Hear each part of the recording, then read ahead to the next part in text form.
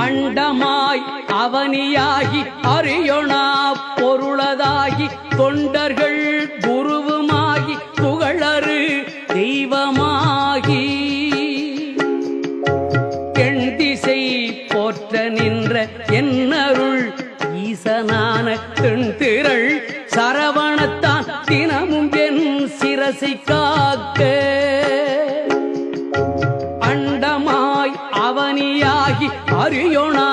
பொருளதாகி தொண்டர்கள் குருவுமாகி புகழறு தெய்வமாகி எண் திசை போற்ற நின்ற என்னருள் ஈசனான தென்திரள் சரவணத்தான் தினமும் என் சிரசை காக்க